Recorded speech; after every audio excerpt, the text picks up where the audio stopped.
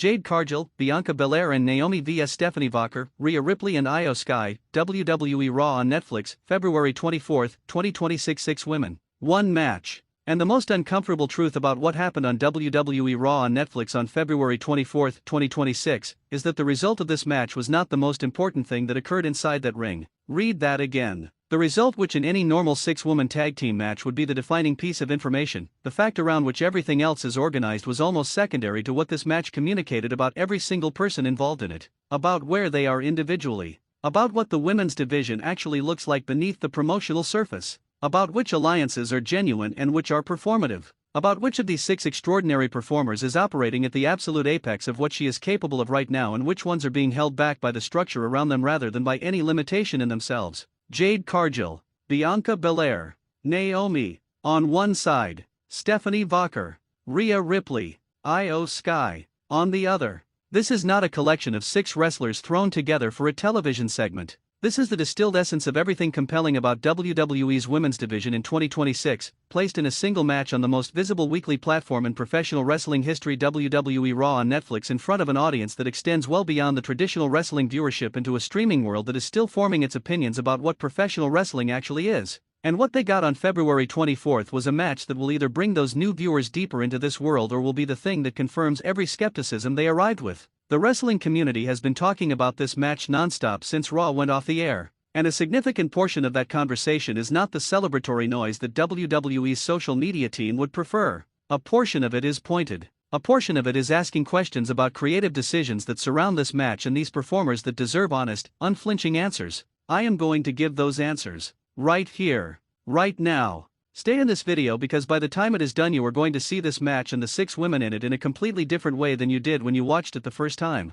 Before we go into the teams and the match itself, we need to spend a moment on the specific significance of the Netflix platform for this match because it is not a neutral detail. It is an essential piece of context that shapes the entire meaning of what happened on February 24. WWE Raw on Netflix is not simply WWE Raw with a different distribution mechanism. It is WWE Raw in front of an audience that is genuinely different in size, in demographics, in its baseline relationship with professional wrestling from the audience that has been watching Raw in its previous incarnations. The Netflix viewer who stumbles onto Raw on February 24 does not necessarily know the history of any of these 6 women, does not necessarily have the framework of Bianca Belair's years of championship credibility, or Rhea Ripley's dominance, or Jade Cargill's former title reign, or the journeys that Naomi, Io Sky, and Stephanie Vacher have each traveled to be in a match of this magnitude on this platform. What that viewer has is fresh eyes. And fresh eyes are both an opportunity and a test. The opportunity is obvious. This is the chance to introduce extraordinary talent to millions of people who have no preconceived notions, no ingrained preferences, no existing loyalties that would prejudice them against anything.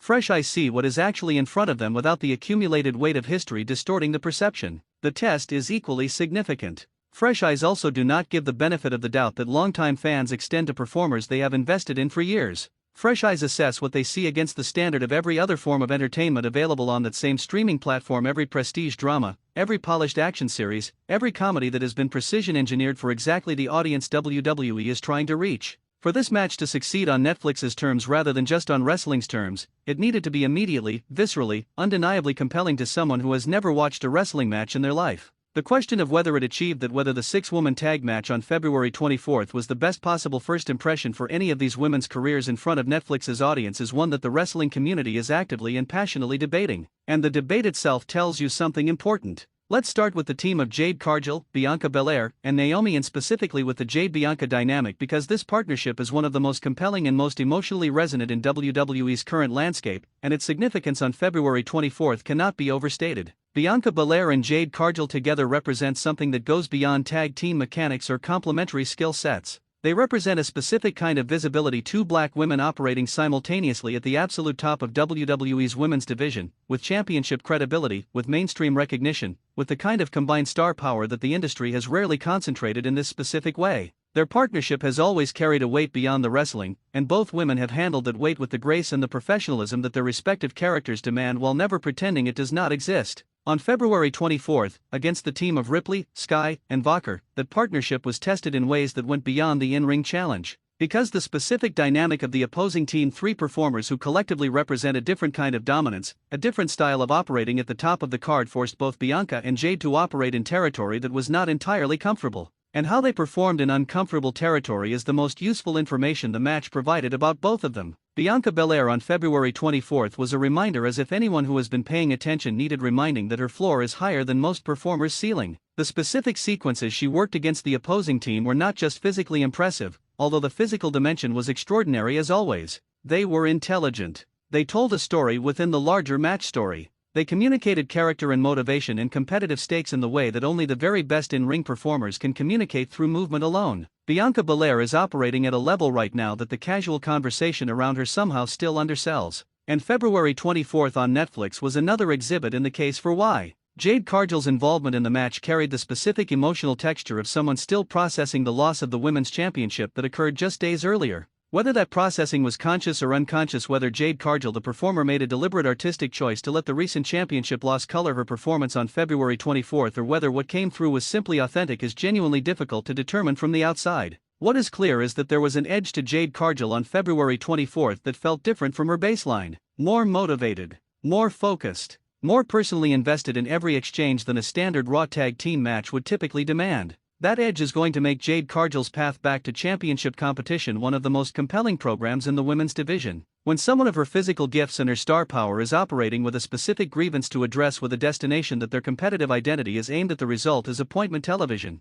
And Naomi on February 24 deserves more than the acknowledgement she typically receives in coverage of multi-person matches where bigger established names dominate the analytical conversation. Naomi is a performer whose longevity in WWE, whose sustained ability to find ways to remain relevant, to contribute meaningfully, to add something specific that the match needs at the moment it needs it, is one of the underappreciated career stories in this division. On February 24 she was exactly what her team needed her to be. And being exactly what your team needs in a match of this magnitude, against opponents of this caliber, without a significant individual storyline driving audience investment in your performance specifically, that is a professional achievement worth recognizing directly. The team of Rhea Ripley, Io Sky, and Stephanie Vacher on February 24 presented the kind of collective threat that WWE's women's division builds its most compelling programming around. Not just because of individual talent, though the individual talent in this trio is extraordinary on each of its three constituent parts, but because of the specific dynamic that existed within the team itself. Rhea Ripley is the standard. It bears saying clearly and without qualification, because the wrestling conversation sometimes takes for granted the things it most consistently confirms, and what the wrestling conversation most consistently confirms about Rhea Ripley is that she is operating at a level that forces every match she is part of to become more serious, more physically real, more genuinely high stakes than it would be without her. Mommy's presence on February 24 was not decorative, it was structural. The entire match's physical credibility rested in part on the simple fact of Rhea Ripley being in it. Against the team she was facing, against Jade Cargill and Bianca Belair, who are themselves among the most physically credible performers in the division, the matchup had an authenticity that not every six-woman tag can claim. Io Sky's contribution to February 24th's match was the technical and aerial dimension that elevates every contest she participates in from very good to genuinely remarkable. The specific sequences that Io executed against multiple opponents, the adjustments she makes in real time for the size and style differences between opponents, the way her in-ring intelligence turns apparent mismatches into highlight moments, were the most technically sophisticated portions of the match, and the ones that reward the closest attention from people who care about craft above spectacle. And Stephanie Vacher on February 24 on Netflix was the kind of performance that turns casual awareness into genuine investment.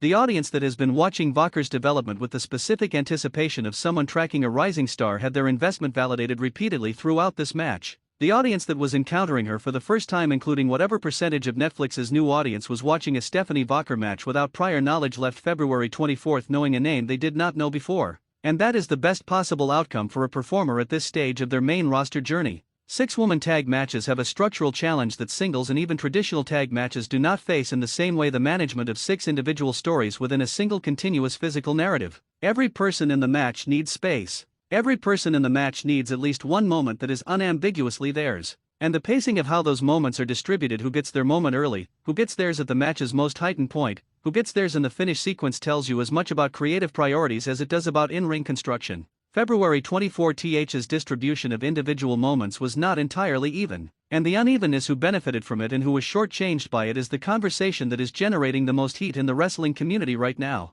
The match's physical peaks were produced by the expected combinations: Rhea Ripley and Jade Cargill occupying the same physical space and reminding the audience why the two most physically dominant women on their respective rosters colliding is a sight that needs no additional context to be immediately compelling. Bianca Belair and Io Sky producing the technical showcase that their shared in-ring intelligence always generates when they are asked to perform together. Stephanie Vacher and Naomi in sequences that gave both women more than the match's structure strictly required and better for it. The moments that almost got lost, the ones that the cameras did not linger on as long as they deserved, the ones that the editing rhythm compressed in service of the match's overall flow are the ones I want to draw your attention to specifically. Because in those compressed moments were things that deserved the full analytical spotlight and did not receive it. Small things, technical things, things that only register as meaningful if you are watching with the specific attention that most casual viewing does not apply. This match rewarded the closest watching, and WWE programming that rewards close watching is the most valuable kind of programming. WWE produces the result of February 24th's 6-woman tag match lands differently depending on which of the 6 women you were most invested in walking into it,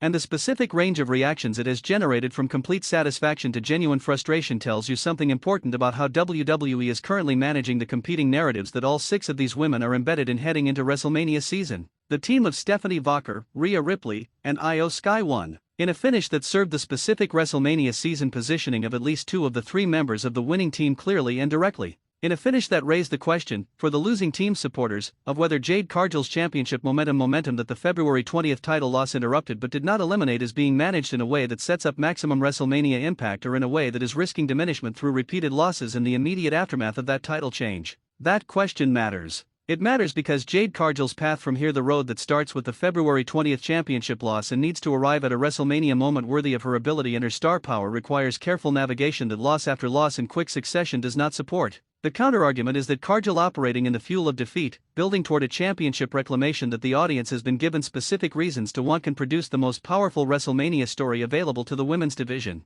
Both arguments are legitimate, and the next several weeks will tell us which creative philosophy is actually guiding her program. Here is the question that cuts through every piece of in-ring analysis and every storyline consideration and gets to the fundamental bottom line of February 24th's 6-woman tag match on WWE Raw on Netflix. Did this match make new fans? Did the person who clicked on Raw for the first time because it appeared in their Netflix queue, who had no previous investment in professional wrestling, who brought the fresh eyes we discussed at the beginning of this video, did that person watch Jade Cargill, Bianca Belair, Naomi, Rhea Ripley, Io Sky, and Stephanie Vacher on February 24th and feel something that made them want to come back next week? If the answer is yes, if the match achieved that on the platform that gives WWE its largest potential new audience, then everything else in this analysis is secondary. The result does not matter. The storyline positioning does not matter. The individual moment distribution does not matter. What matters is the new viewer who found something on February 24th that they did not know they were looking for. And if the answer is no, if the match did not land with that new audience in the way that 6 performers of this collective talent level should be able to make it land, then the conversation about what was missing and whose responsibility it was to provide it is one that needs to happen loudly and honestly. 6 extraordinary women. One match that tells the story of the entire WWE women's division in 2026. And a Netflix platform that is watching everything that happens next. I need every take in the comments right now. Who was the standout performer of February 24th, and give me the name that everyone is overlooking, not the obvious answer. Does Jade Cargill's loss in this match concern you about her path back to championship contention before WrestleMania? And the question that is going to ignite this entire comment section is this 6-woman combination the match that should be main eventing WrestleMania, and if so, which 3 against which 3? Drop every word of it. Share this video immediately with every wrestling fan you know, because this women's division conversation is happening right now and Wrestling News CC is where it goes deepest. Subscribe and activate every notification because WrestleMania season for all 6 of these women is about to accelerate dramatically. 6 women walked into that Raw ring on Netflix on February 24, 2026. Every single one of them deserved more than a result. Every single one of them got a story. And the stories are far from